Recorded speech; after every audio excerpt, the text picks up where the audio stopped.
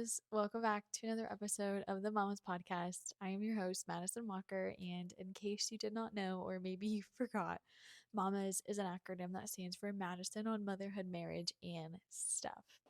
Welcome back, guys. We took last week off of putting out a podcast episode just due to launching my course. There was just a lot going on, a lot of excitement, a little busy.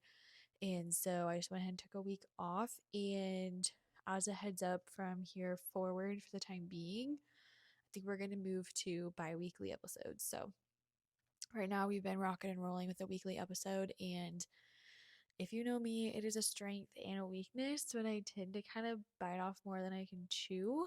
And so I'm really trying to be mindful. I enjoy doing the podcast, enjoy everything I'm doing right now, but it all takes a lot of time, energy, effort, planning, finding time that's quiet to film, all of the things. And so, just to kind of help prevent any burnt out on me with the podcast, we're going to go ahead and move to bi weekly. So, you can expect a new episode out every 2 weeks. And when things with the course maybe calm down, maybe they won't, because I'm starting to offer one on one coaching. So, again, that just takes time, energy, effort, all the things. Um, Maybe we'll go back to weekly, but we will just see what that looks like in the future. So, thank you guys for being here. Um, my one of my sisters has moved in. She's going to be living with us for a while so she can do her student teaching for school. And she's here right now downstairs. And I texted her, I'm like, I'm going to film the podcast, so don't come up here.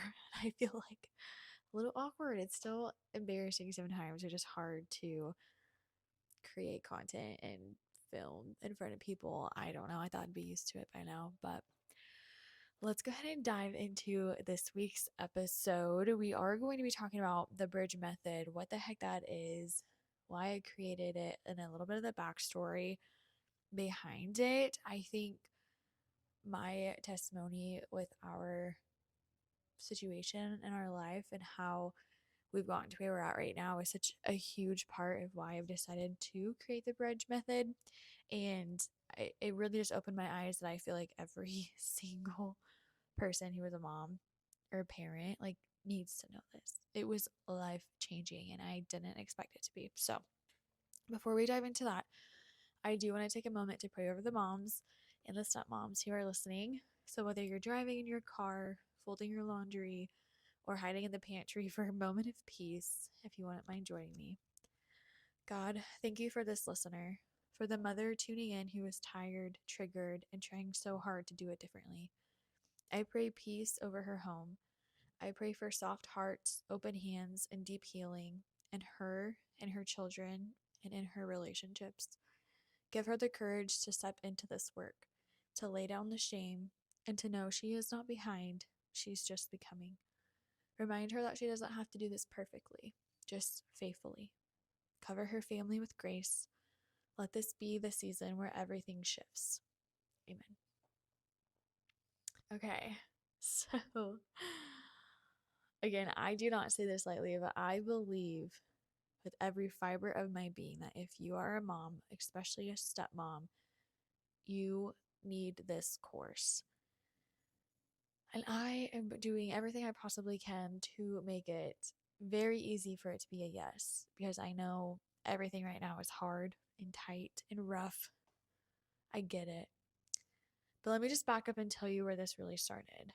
So I met my husband when I was at the ripe age of 20. I was in college, I was figuring life out, and he was just working full time. And I'm pretty sure we met like right after COVID happened or whatever. So a lot of things were shut down and we were long distance.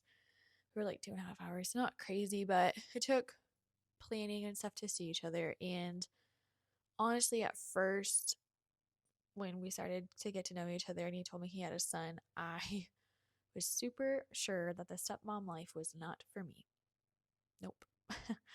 Not my journey. I will pass. I think I vividly, like word for word, told him, "That's so awesome. I love that for you." And then I just stopped responding to him because I was like, it's not for me. But eventually, at some point, something shifted. And fast forward, we started doing life together. And I stepped completely into this role of being a bonus mom, ready or not. We started to do it. And before we knew it, like my stepson's growing like a weed and we're building our life together and we're just trying so hard to create stability, structure, routine. And this was all like really around the time when the terrific twos started to happen. So we were experiencing tantrums, meltdowns, refusal to listen, really big emotions. And we just kind of chalked it up to being like, he's two, this is normal, like he just has to understand, he has to learn, this is just a process. But when push came to shove, like we pulled from what we knew. So when he was having a hard moment, a big tantrum or a meltdown, we would say, go to your room. You need to calm down before you come back because I said so. Like that's just how we handled things. And again, I didn't think that we were parenting wrong. I didn't think we were doing anything wrong. I remember saying like this is really hard, and I had worked with kids. I'd been in daycares. I'm very used to tantrums and meltdowns and experiences, but this was new. Like the level of the tantrum and how just it was a lot, and it was very triggering for me too. But again, we just thought this is a process and it would pass eventually. It's just a season. But yeah, we were struggling, and there were times that we're like, what do we even do? Like, how can we help him? Like, he has so much going on for such a young age, and it started to just kind of feel like we were failing. But we didn't want to say that out loud. Like, we were doing the best that we could. And again, it was just so easy to chalk it up as like, oh, it's just natural, it's normal. And so at this point, I was just like really contemplating a lot in my life and my work and what I was doing and my passions. And I stumbled across a course that I could get certified to be a licensed parent coach, which is pretty much what I was doing for my day job. I just wanted to branch off and do things more on my own and have my own little twist to it. But I felt like I needed some more credentials. Like I just felt like I wasn't. I didn't feel like I was like prepared enough. I didn't feel like I was qualified yet. So I jumped into this course with the idea of it was teaching gentle parenting, and I have never been a fan of gentle parenting. I always just like no. Um, some of the things, yeah, that's good. Other things, and like we were gonna spank our kids and all that kind of stuff, which pretty sure gentle parenting does not recommend that. So I went into this just wanting to honestly get more credentials and to feel more qualified, but my mindset was like, I'm gonna teach and tell parents what I think is best. Or if like parents come to me and work with me and are like, well, we spank, I'm not gonna be like, oh, that's so bad, and be like, yeah, that's understandable.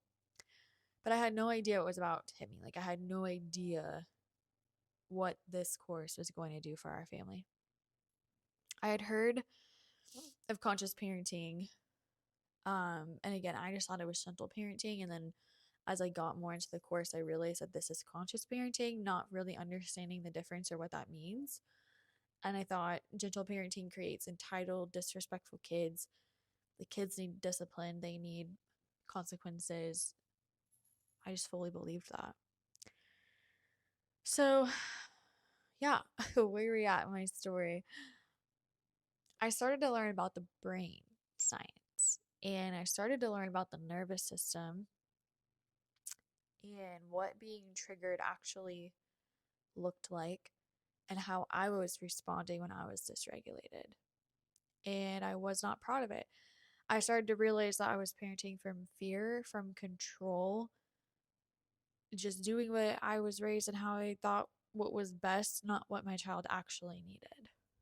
I started to learn how connection works, what secure attachment is, and what that looks like. And slowly, I just started to parent differently. I learned to set boundaries without yelling, to regulate myself instead of escalating the chaos, and to stop parenting with threats and fear and still have consequences that actually teach something. I've always wanted my kids to come to me no matter what, especially when they get older, have a little bit more freedom. If they make a choice that maybe puts them in a situation that's not the safest. I've always just wanted my kids to know that they can call me no matter what. And I realized going through this course that if I parented with fear to get the quote unquote respect that I wanted or felt like I deserved as a parent, to get my kids to listen, they were never going to call me when they needed help. They would never call me. They wouldn't trust that I would be safe and show up. They would be fearful. And that shifted a lot. That shifted my mindset. I started to watch myself grow. I healed parts of myself that I didn't know were hurting. I stopped yelling so much, and power struggles in our home started to ease. And I tell this story to a lot of my clients because it's just real and it's raw, and it's just the shift that we started to notice. But I always hesitate a little bit. Like, I don't want to share too much of my stepson's life because this is his life and he is young, and I'm obviously putting it on the internet. But I hope the transparency and the honesty of it all can just make you feel less alone and see what I mean when I say we had major shifts. So, as a 2-year-old, again, terrific twos, just chalking it up to be the tantrum and the meltdown. But if, he didn't get what he wanted or he was really upset about something, it just escalated really quickly, really fast. And it would be screaming, throwing things, just super upset and very hard, if not impossible, to calm him down. And so we would just be like, go to your room until you're calmed down, and then you can come out. And, a couple minutes went by or whatever. He would calm down, he'd come back out, we'd go on with life. But I started to learn, again, the brain science, the nervous system, and all this. And I've learned that when we put kids to their room when they're having a hard moment, we're basically saying that I don't want to be around you. I don't like you when you're upset. I don't love you. My love is conditional. So figure it out. When you have it figured out, you can come back out. Well, brain science, they cannot figure it out by themselves. Children need the help of a calm adult to calm back down. They can't do it. So I was setting him up for failure, and then I was telling his nervous system and his body, which is going to be wired and permanently in him. Well, I say permanently, but we can change it. That when you're having a big feeling, sad, mad, upset, hurt, angry, nobody wants to be around you. And I did not want that to be his reality. I didn't want that to be what he internalized. I want him to internalize that it's okay to be human and to have these emotions, and there's healthy ways to process them. Screaming, crying, kicking, throwing things is not always the best way to process them. And I realize it's my job now to help him understand this and to learn this. Then as he's an adult, he has these tools. But the piece I was missing is that, hey, I don't know how to do this. I don't know how to be around people when I'm upset. I don't know how to calm myself down when I'm angry. I don't know how to do that. And so the first step that I started taking in all of this was we're holding the consequence, we're holding the boundary of, we're not having this for dinner, or we're not eating candy for dinner, or whatever it would have been that could have set him off. And I wanted to create a space that was more of a yes space for him. So it was like, what we need to do to process this emotion, that's okay. Like, this is a safe space where you can do that. And so we decided that his room was going to kind of be that area. But instead of sending him to his room by himself, I went with him. And I would just go in there. And up to this point, if he was really upset, like, you could not hug him, you could not talk to him, you could not touch him. Like, leaving the room made him more upset, but if you offered to, like, give him a hug, it made him upset. Talking to him made him upset. Like, it was just everything, nothing worked. So I just sat there. I just sat on the floor next to him with him. I kept a personal boundary for myself. Like, you're not going to hit me, you're not going to throw toys at me. But I just sat there. And it was hard. I realized that the screaming and the throwing, I would okay for a little bit. And then I was freaking triggered. It was really hard for me to sit there. And so sometimes I'd have to get up and leave the room and take some breaths and calm down. Be like, okay, I'm going back in there. And I would just sit there. And again, if I tried to get up and leave, it made him mad. If I tried to talk to him, it made him mad. If I tried to hug him, it made him mad. So I just sat there. And then when he was calmed down, I just offered him a hug. Like, do you need a hug? Can I give you a hug? And that is where we started. It was right there. And the hardest part was keeping myself calm, especially when I started to feel triggered. I was like, oh my gosh. And then slowly I could like sit next to him, or I could like hold his hand. And slowly he would just come on in for a hug. And slowly yet surely, my window of tolerance where I could sit in there and be with him got longer. I built up my tolerance. I built up my window of tolerance. I trained my nervous system to say, hey, this feels uncomfortable, but we're okay. We're all right. This is just uncomfy. We can do hard things. I started being aware of my triggers and how I was feeling and what I can do to calm myself down so that I could just be there and give him some of my calm. Now, I think where some of the confusion happens with this model and addressing tantrums and things this way is we're not dismissing if there was a rule that was broken or a boundary that was crossed, and we're not just letting it happen. We're holding the boundary. The rule is still there. But if we're unregulated, our child is just having a hard moment, their brain's not on, so we can't talk to them. They aren't learning, they aren't listening, we can't teach. We just have to get them back to the area where they can understand and talk and learn. So everything just kind of goes on pause. And it's like, let's calm us back down, and then we will continue on with this. It goes the same way with us and adults. If we're starting to have a conversation and it gets heated and we're feeling triggered, we can just pause. Be like, let's just calm down. Like, this isn't going anywhere. Continuing it is not going to make it better. We're just going to get more frustrated and upset. And we're going to say things we don't mean. So let's just pause and calm ourselves down so we can come back and finish this in a healthy, honest, truthful way. And so that's what we started doing. And again, if you're holding a boundary, so let's say we're having issues with dinner or whatever and wanting candy or whatever it may be. We had the moment, we calmed down, we're talking about it. Like, I understand that being told no makes you feel frustrated or made you feel sad. I understand that. We are not having candy right now. And you might have another meltdown. Like, that might be another big experience. And that's okay. You can feel sad about it. I get it. I feel sad when I'm told no too. But it doesn't change that the boundary is still being held.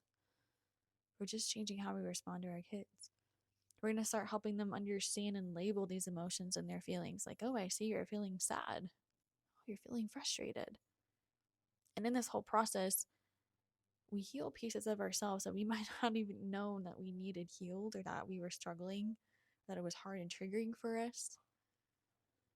So now, well, actually, let me back up a little bit. We also just stopped threatening so much. Do this or else. If you don't do this, you're going to get this. So I stopped like threatening spanking, or you're gonna have to go to timeout. Just using that threatening and that fear as a way of control. We just kind of took it out. And I noticed in myself that the only time that I felt like spanking or anything like that was when I was overwhelmed and triggered. I didn't like it. I wanted to parent when I was calm, when I was using my whole brain. That's the kind of parent that I wanted my kids to have. And so I was like, I'm just taking it out. And my husband was like, well, I don't really know. Like, I kind of still think kids need to be spanked, and that might still kind of be a part of our lives. And I was like, I'm not disagreeing with you right now, but for me and my growth and where I'm at, I'm completely taking it out. I just don't want it to be an option. I want to figure this out with me figuring out how to calm myself and handle this in a more emotionally mature way. And so we hardly, if ever, spank in our house anymore. It's just not something I'm super big about. If you say something, you better be following through on it. So if I'm using it as a threat, like, I better be willing to follow through on it, because if you don't, then your kids just call your bluff. And when I say something, I mean it. So I've just got a lot of awareness and been working a lot on that. And this changed my relationship with myself and with my stepson so much that I was like, everyone needs to know this. And then it's already shaped me so much as a bio mom with my own kiddos, but it's something that I think everyone could really, really benefit from, even if you have the mindset of like, I don't really need any help, because that's exactly where I was at. And I felt so strongly about spanking and how we were parenting in our house. I literally was like, nobody's going to change my mind. And my mind was changed just by learning the facts of the brain science and the nervous system, understanding how it works. Blew my mind. So that's why I created the bridge method. So whether you're a biological mom, a stepmom, or both like me, maybe your house feels chaotic or you just long for more connection, the bridge method gives you the exact steps on what to do. And the really crazy thing about this, guys, is it's always there. And in pretty much any and every situation that you find yourself in that you're like, I don't know what to do, this is triggering, this is hard, like, this is the answer. You're able to just like come back to it and be like, okay, let's pick this apart, let's approach it this way. And it's crazy. It's so crazy. It is such a great foundation. So the bridge method is another acronym, but B is begin within. So we regulate yourself first. R is reflect and regulate. So we understand our emotional patterns. I is intentional communication. So we respond, we don't react. D is deepen the connection. We build, repair, and we create safety. G is guide with boundaries, firm but kind discipline. And E, we embrace your role. You matter no matter your title. So this method is completely rooted in brain science, attachment, and lived experience. It is for the mom who feels like she's trying everything but nothing is working.